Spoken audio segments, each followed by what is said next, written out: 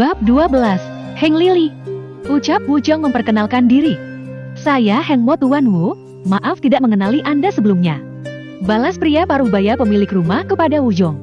Namun dia sedikit terkejut mendengar nama Wu Chen. Berita tentang pertarungannya dengan Han Fu hampir seluruh penduduk kota mengetahuinya. Tidak disangka kalau akan bertemu dengan orangnya langsung hari ini. Baiklah Tuan Mo. Bagaimana dengan harga yang Anda tawarkan untuk rumah ini? Tuan Wu, saya ingin menjual dengan harga 15.000 koin emas. Sebelum memutuskannya, Tuan Wu bisa melihat-lihat rumahnya terlebih dahulu. Balas Heng Mo. Sepakat. Ucap Wujong langsung menyetujui harga yang ditawarkan Heng Mo.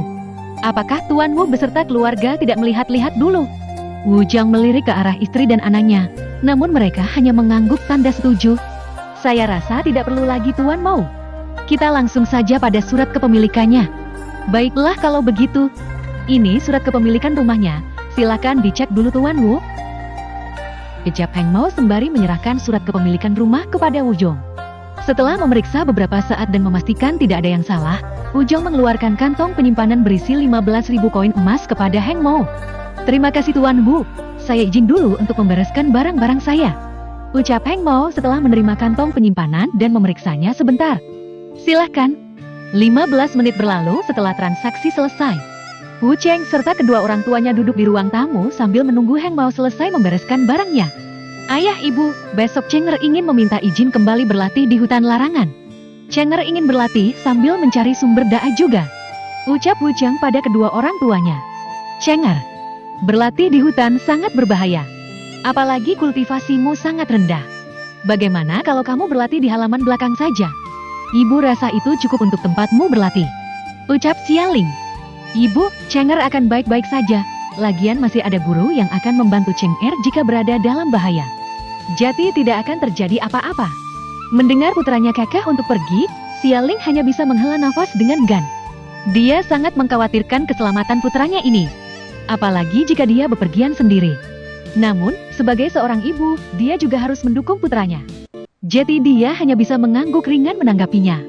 Chenger, berapa lama kamu akan pergi berlatih? Ayah, Chenger berencana untuk berlatih selama 2 bulan. Baiklah, kamu harus berhati-hati ketika berada di hutan.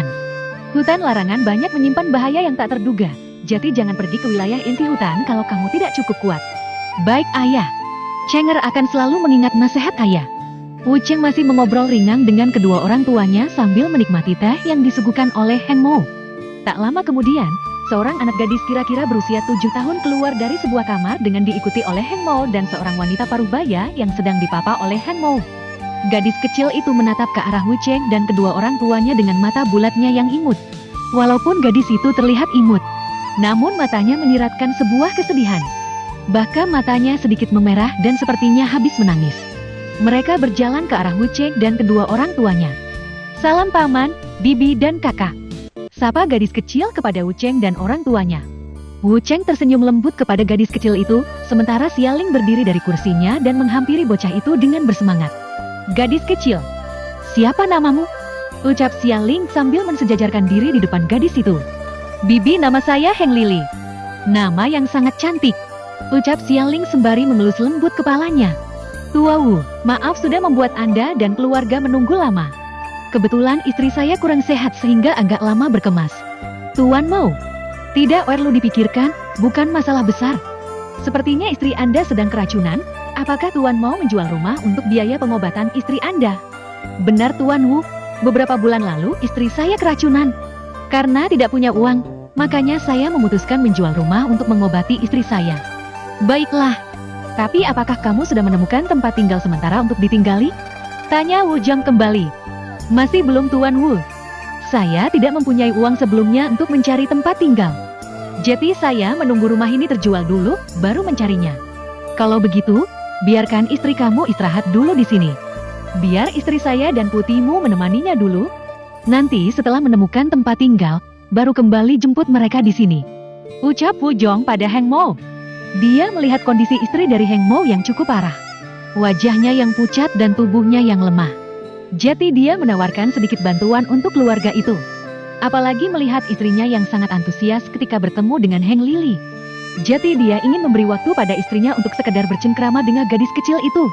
Terima kasih Tuan Wu, atas kemurahan hati Anda dan keluarga. Ucap Heng Mo dengan haru. Di dunia kultivator saat ini, sangat jarang ada yang peduli dengan keadaan orang lain. Semuanya hanya mengejar kekuatan dan kekuasaan. Dia tersentuh dengan kebaikan hati Wu Zhong. Bagaimanapun istrinya dalam kondisi sakit, dia tidak mungkin membawa istrinya yang sedang sakit dan putrinya pergi tanpa tujuan yang pasti. Sementara rumahnya sudah dia jual, jadi dia sedikit kesulitan. Mendengar tawaran dari Wu Zhong membuat dia jati lega. Bukan masalah saudara Mo. Kalau begitu kita berangkat bersama saja. Kebetulan saya juga ingin mencari tempat membuka usaha.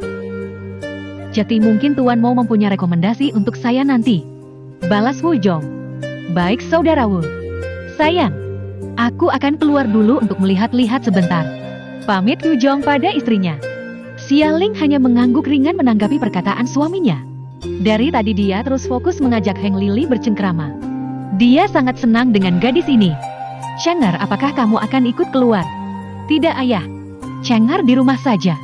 Baiklah ayah berangkat dulu. Setelah Heng Mo kembali mengantar istrinya ke kamar, Heng Mo pergi bersama dengan Wu Zhong. Sementara Xia Ling masih asik ngobrol dengan Heng Lili. Sesekali suara tawa terdengar dari keduanya. Bahkan keberadaan Wu Cheng di situ tidak dihiraukan oleh ibunya. Namun dia juga sangat senang. Baru kali ini dia melihat ibunya sangat antusias seperti itu, bahkan melihat ibunya tertawa lepas. Melihat hal itu, Wu Cheng juga tidak berniat mengganggu keduanya. Dia melihat sekeliling dan mencari kamar yang cocok untuknya. Ukuran rumah itu tidak terlalu besar, namun memiliki 5 buah kamar yang cukup luas.